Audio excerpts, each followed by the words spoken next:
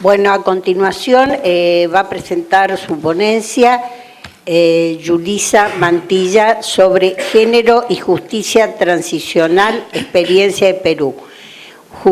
Yulisa Mantilla es abogada y profesora de la Facultad de Derecho, diplomado de género de la Pontificia Universidad Católica de Perú. Actualmente se desempeña como especialista en temas de justicia de género del programa Mujeres, Paz y Seguridad de UNIFEM en Colombia. También fue encargada de la línea de género de la Comisión de Verdad y Reconciliación del Perú y actualmente también trabaja en ONU Mujeres. Muy buenos días a todos y todas. Quiero iniciar con un agradecimiento al CIEP, a la maestría, a las personas, colegas y amigas que me han acogido como siempre en Buenos Aires con mucho cariño y me dan la oportunidad de reencontrarme con amigas de la vida. Antes de empezar, un aviso parroquial, que es a los traductores, porque yo siempre, dicen que los peruanos, las peruanas hablamos muy rápido, ¿no? Yo hablo más rápido todavía, y cuando doy ponencia me entusiasmo más aún. Entonces siempre inicio diciéndole a los traductores que si ya no logran seguirme el paso, que hagan un aviso y yo, que no se sientan mal, que me pasen en todos lados y yo ya lo tomo como parte de mí, ¿ok? Eso para empezar. Me gusta mucho escuchar a Lorena, a quien conozco hace bastante, y tendría varios comentarios, pero voy a ser juiciosa en seguir la ponencia y quizás en el camino poner algunas cosas en relación a lo que Lorena plantea, porque me parece que está el kit del asunto y la investigación de la violencia sexual y sus dificultades, sobre todo desde el derecho. Pero lo que yo quería es empezar esta ponencia hablando un poco desde el principio de lo que es la importancia de la perspectiva de género en la justicia transicional y decir algo que, como decía bien Lorena, en el momento de la CONADEP no había, y tampoco en el momento de la Comisión de la Verdad del Perú, pero que ahora sí hay, y que son resoluciones como, por ejemplo, la resolución 18.7 de octubre del 2011 del Consejo de Derechos Humanos. Es una resolución que crea la Relatoría para la promoción de la verdad, la justicia, la reparación y las garantías de no repetición, y establece esta resolución claramente que el mandato del relator debe tener dos perspectivas, una perspectiva de víctimas y una perspectiva de género, ¿no? Perspectiva de víctimas significa que las víctimas deben participar en el diseño de los mecanismos transicionales, en su implementación, en las propuestas de reparación. Y perspectiva de género significa que no pueden ser aproximaciones neutrales, que no pueden ser aproximaciones que se consideren que son iguales. Entonces yo creo una comisión de la verdad, la creo acá y esto le tiene que funcionar a todo el mundo. Entonces yo quiero empezar por eso, porque muchas veces yo llevo trabajando acá en este tema bastantes años. Cuando tengo el planteamiento y la discusión, empieza la discusión, no, pero ¿será que se hace así, que el género, que los derechos humanos, que cuando digo derechos del hombre entiendo que las mujeres están incluidas, etcétera? Yo esa discusión no me la doy ya. Porque yo planteo, desde que aquí lo establece la resolución, y hay que empezar por los fundamentos jurídicos en ese sentido. Por eso es que en el año 2012, el relator Pablo de Graef, cuando da su primer informe, ¿no?, sobre el trabajo del relator de verdad, justicia y reparación que les menciono, dice que la perspectiva de género es una condición sine qua non, es decir, sin la cual no puede hablarse de justicia transicional. Que eso implica un análisis diferenciado del estudio de las violaciones de derechos humanos, pero también de las secuelas que tienen estas en las mujeres. Y dice más el relator, dice que si bien no son los únicos casos, el desplazamiento forzado y la violencia sexual son violaciones de derechos humanos que afectan de manera mayoritaria y específica a las mujeres. Se está reconociendo eso y desde ahí hay que empezar. Y entonces en el caso de fiscales, sea aquí en Argentina, en Colombia, en Perú, no se trata de convencer. ¿Me entienden? Yo por lo menos lo planteo así. Mire, sea buena gente, porque miren, pobrecitas de estas mujeres, cuándo han sufrido. No, no, no. No. Acá se trata de exigir derechos que están reconocidos ya de los tratados internacionales y que para el caso concreto de la justicia transicional están en estos fundamentos. Sin embargo, más allá de los fundamentos, yo creo que el problema es que la gente que trabaja estos temas no entiende por qué es útil una perspectiva de género. Y aquí me remonto al trabajo que hicimos en la Comisión de la Verdad en el Perú. Cuando empecé, yo fui encargada de la línea de género, cuando empecé a trabajar, tenía colegas, hombres y mujeres del movimiento de derechos humanos muy reconocidos y con mucha trayectoria. Y cuando iniciamos, esto fue en el 2001, la idea era género, pero género será pues la cuota y el aborto.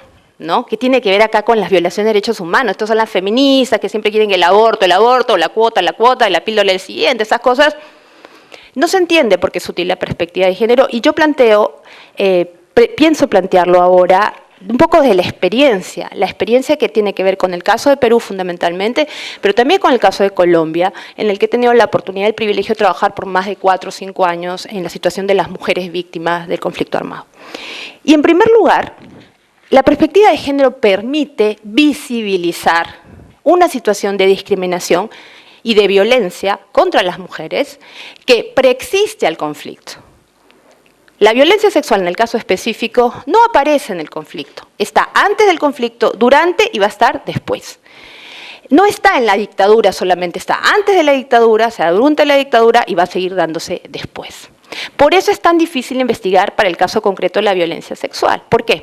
Porque si uno habla de desapariciones, estamos en el caso de Argentina, un país que sufrió gravemente el tema de las desapariciones, de la tortura, cuando se acaba la dictadura, uno no puede decir que en este momento hay un patrón de desapariciones como había en la dictadura, ¿no? O en el caso de Chile, o en el caso de las masacres. Termina el conflicto en Guatemala o en Perú y se acaban, digamos, en las masacres. Puede haber crímenes, pero ya no hay estos patrones masivos de desaparición y tortura y masacre. ¿Pero qué pasa con la violencia sexual? ¿Qué es lo que pasa?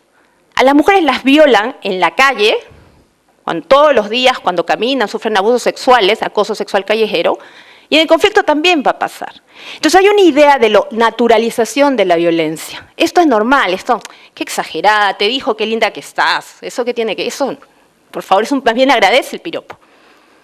Entonces hay una situación de naturalización de la violencia que impide que uno entienda que es una violación de derechos humanos. Y el caso de Colombia, que voy a citar, es un caso muy diciente en este sentido.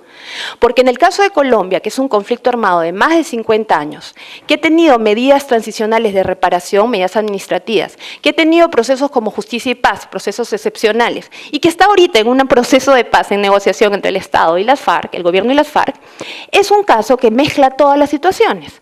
Pero también es un caso interesante porque en el trabajo con víctimas que he tenido la oportunidad de hacer, me he encontrado con mujeres que eran violadas por el vecino, que era un X, que no era un actor armado, y 3 o 4 días después eran violadas por un guerrillero. Ah, señora, ¿sabe qué? Esta primera violación, como es un crimen normal, se va a la unidad de derechos humanos. Y esta segunda, como es un crimen especial, entonces se va al otro juzgado. Entonces, y lleve los 2 procesos.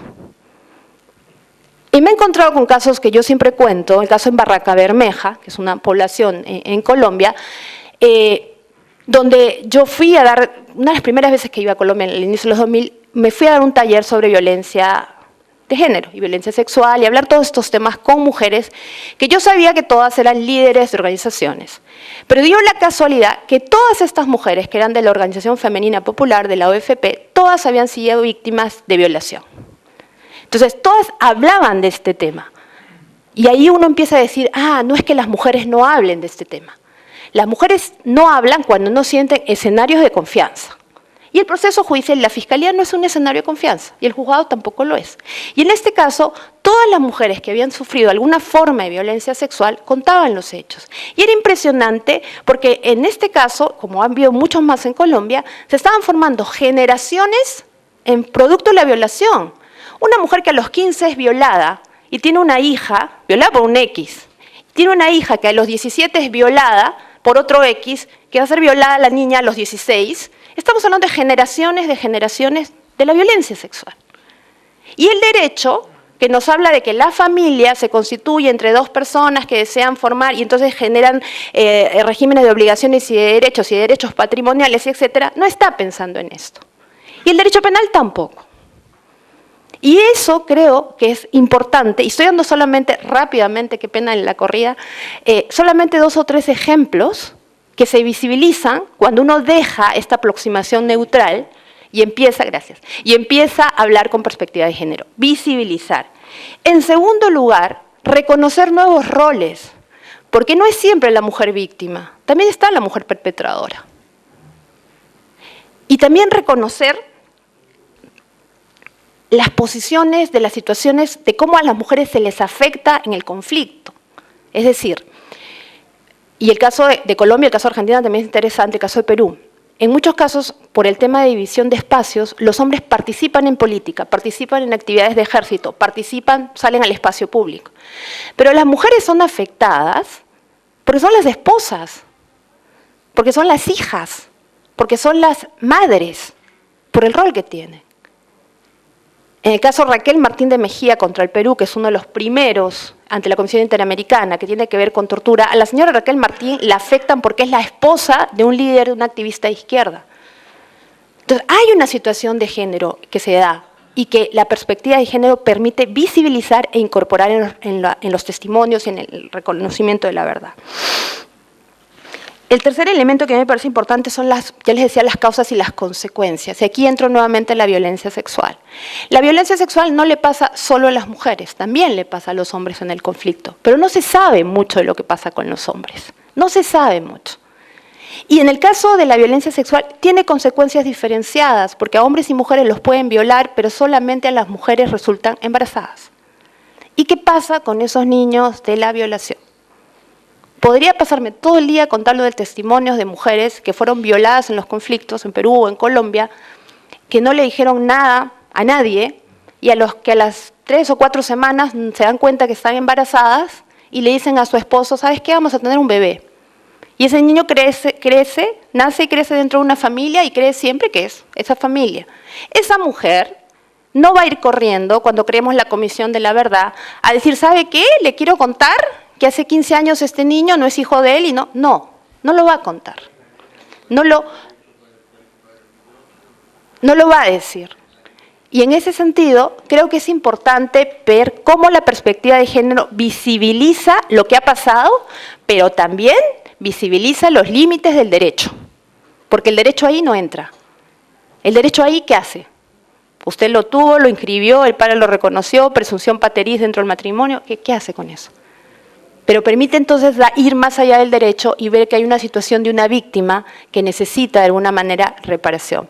Yo les digo una cosa, que lo digo en la experiencia y lo digo sin temor a equivocarme, en el sentido de la impunidad que rodea la violencia sexual. Si en este momento el CELSO o cualquier otra institución argentina y la Fiscalía se dedicara a investigar todos los casos de violencia sexual en Argentina, no va a encontrar toda la información. Y lo mismo va a pasar en Perú y lo mismo va a pasar en Colombia. Entonces hay una regla de impunidad en estos casos. Y yo creo que eso es importante entenderlo, porque entonces todos los esfuerzos que se hacen son necesarios hacerlos y hay que permanentemente continuarlo. Y eso pasa por la perspectiva de género. Ahora bien, tenemos ya los fundamentos jurídicos, tenemos ya la experiencia, digamos, la utilidad de la perspectiva y brevemente quería comentar algunas experiencias de cómo se ha trabajado en los mecanismos transicionales la perspectiva de género. Ayer Américo en Calcaterra nos contaba de todas las comisiones de la verdad que habían surgido, pero en realidad las que han aplicado perspectiva de género son muy pocas, porque si nosotros entendemos lo que son los procesos transicionales, que son retos, es difícil hablar de la verdad, la justicia y la reparación, más difícil es con perspectiva de género. Y un elemento importante, por ejemplo, es el tema de las composiciones de los mecanismos. Es decir, no existe paridad en la participación de hombres y mujeres, por ejemplo, en comisiones de la verdad. No existe paridad. ONU Mujeres hizo un informe analizando las comisiones de la verdad entre el 2000 y 2010. Se crearon 20 comisiones de la verdad, 20, en las cuales no hubo paridad en composición de hombres y mujeres en las comisiones. Sierra Leona, lo más cercano, tuvo 3 mujeres de 7 comisionados, Liberia 4 mujeres de 9 comisionados y Kenia 4 mujeres de 9 comisionados. Y cualquiera aquí o en cualquier parte me podría argumentar, bueno, el poner paridad de hombres y mujeres no garantiza perspectiva de género, porque hay mujeres que son más machistas que los hombres, ¿no? Entonces siempre me dicen eso, no, pero Yulisa, que pongas hombres y mujeres, más mujeres o paridad 50% no garantiza perspectiva de género. Puede ser, pero poner solo hombres tampoco, ¿ah? Poner solo hombres tampoco. Y yo sí creo que hay situaciones en las cuales, en general, hay que tener bien claro este tema de la paridad. ¿Por qué? Porque cuando yo no pongo mujeres en puestos de dirección, en mecanismos transicionales, para centrarnos en el tema, estoy mandando un mensaje. Le estoy mandando un mensaje a la sociedad y a la institución de tus necesidades específicas, lo que a ti te pasó, no es necesario visibilizarlo así, cualquiera lo puede ver. No es necesario que tú participes. Y eso es muy grave. Y lo digo porque en el caso de la Comisión de la Verdad en el Perú, muchas veces se nos decía, cuando se quiso crear el capítulo reparaciones, dijeron, bueno, vamos a poner reparaciones a todas las violaciones de derechos humanos, pero la violencia sexual es bien complicado, ¿ah? Es bien complicado, ¿cómo medimos la reparación? Entonces, una propuesta inicial fue, pongamos el capítulo de todas las violaciones de derechos humanos, tortura, desaparición, ejecución, violencia sexual, pero reparación a la violencia sexual mejor no le ponemos porque no sabemos cómo ponerla. Y el mensaje de vuelta a la línea de género en la que yo estaba era, si usted no sabe, aprenda. O sea, si usted no sabe cómo reparar eso, tiene que aprender.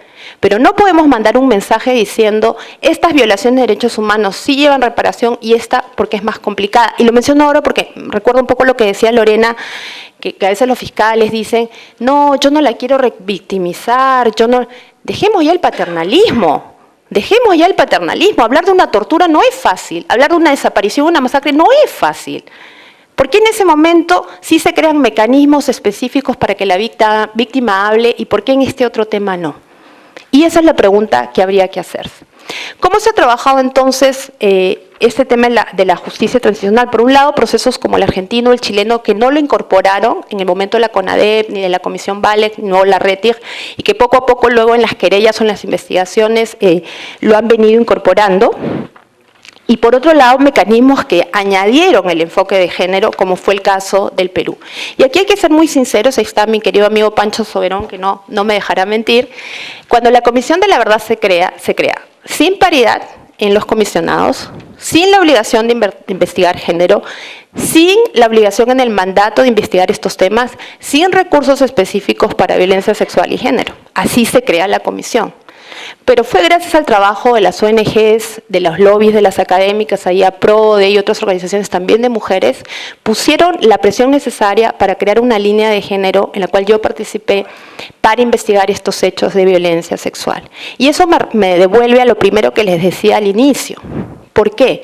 No habían avances internacionales, no habían informes nacionales, no había una sola sentencia de violencia sexual en el conflicto y la idea generalizada del Estado y de las organizaciones de derechos humanos y de las organizaciones mujeres era que esto no había pasado. Esto pasó en Ruanda, en Yugoslavia, pero en Perú no había pasado.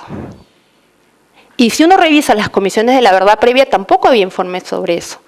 Pero fue gracias al informe de Sudáfrica y al informe de Guatemala que la Comisión de la Verdad decide incorporar la perspectiva de género. Y un ejemplo muy chiquito, pero muy claro, es que nosotros nos tocó en la línea de género empezar a crear todos estos mecanismos, porque no había metodología de análisis de violaciones de derechos humanos y justicia transicional con perspectiva de género. Pero lo que decidimos es hacer como cuando uno hace una tesis, es decir, utilizar conclusiones de otras comisiones de la verdad como nuestras hipótesis. Y por eso utilizamos el caso de Guatemala. Y un ejemplo, Guatemala en su informe de la Comisión de Esclarecimiento Histórico hace un análisis de las masacres. Y al analizar las masacres dice que cuando entraba el ejército, la población escapaba, primero escapan los hombres y luego las mujeres. Y cuando uno se preguntaba, ¿y por qué escapaban primero los hombres? Habían varias respuestas. Por un lado, el tema de que las mujeres decían, escápate tú, porque a ti te están buscando, a mí no. Y en esa situación es que las mujeres sufren violencia sexual. Como nosotros encontramos lo que pasaba en Guatemala, pudimos tomar la decisión de hacer un análisis de las masacres que habían en Perú. Y lo que sí hicimos fue un conteo y un cuadro que está en el informe de la Comisión de la Verdad, determinando todas las masacres, contando cuántos hombres y cuántas mujeres habían fallecido, habían muerto en esto, y tomando testimonios específicos a los familiares de las víctimas y preguntándole a los padres, a las personas que habían recuperado los cuerpos, cómo habían aparecido esos cuerpos. Y encontramos testimonios de padres que decían, sí, efectivamente mi hija apareció sin ropa interior, sin la falda, con daños en los genitales. Y eso fue antes de Campo Algodonero, porque el caso de la Corte Interamericana en Campo Algodonero, la Corte habla de las mujeres de Juárez, de los indicios. Pero nosotros eso lo encontramos en el caso del Perú. Y eso nos permite, ¿qué? Visibilizar la situación.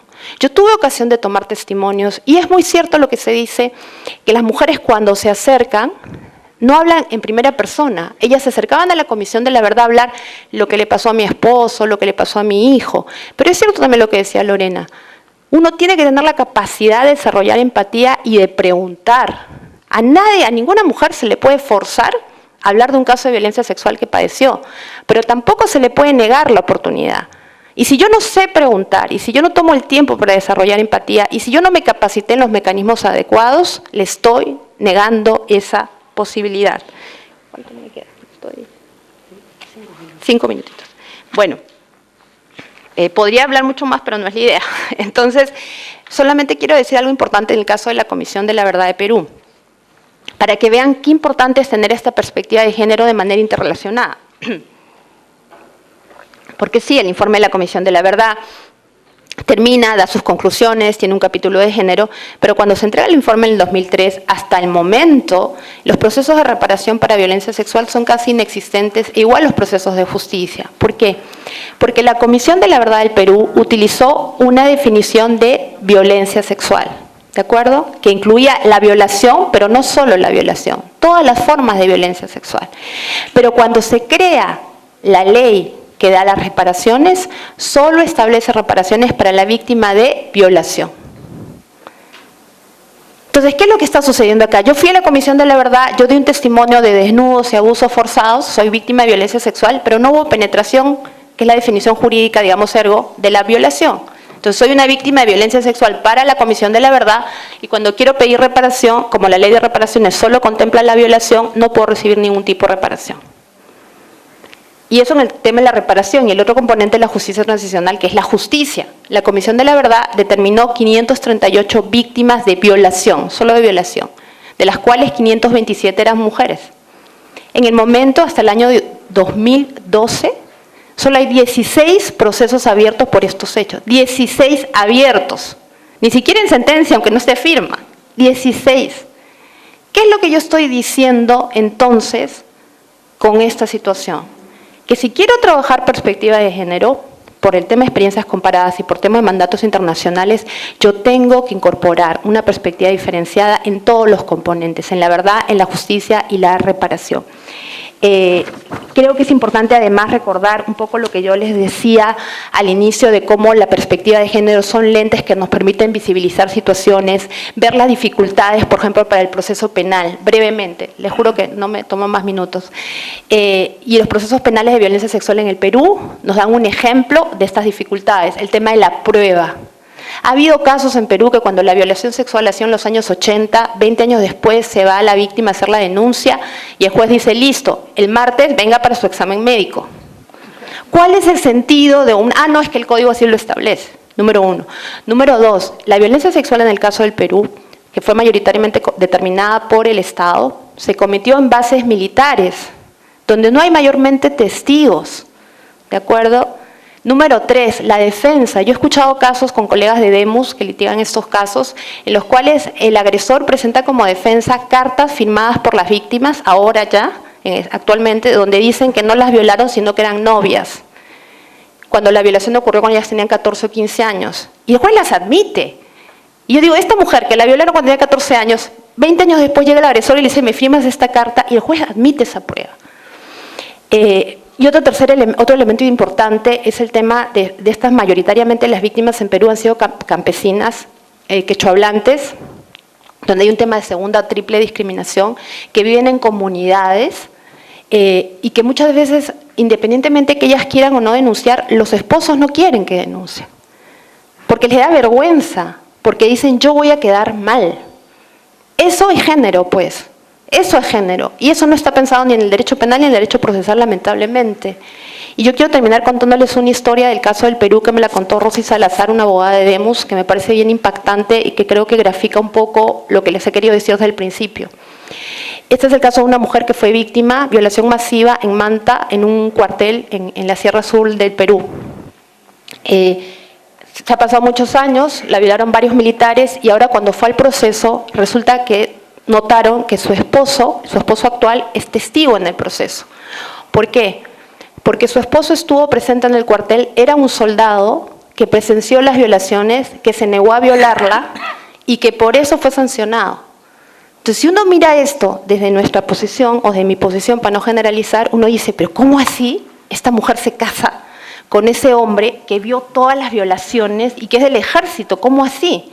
Y cuando se le pregunta, ella dice, es que él era el único que me creía que yo no quería y que no fue mi culpa. Él fue el único que vio y que creyó que yo resistí.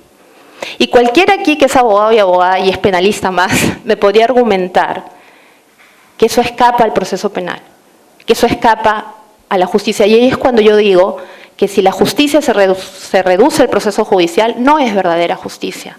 Yo inicié diciendo algo y con eso voy a terminar.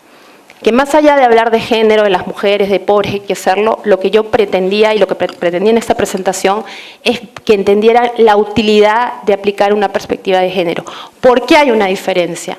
Hay una diferencia entre el operador judicial, hay una diferencia en el documento de comisión de la verdad, en el proceso judicial, en la propuesta de reparación, pero sobre todo, y lo más importante, hay una diferencia real para las víctimas. Muchas gracias.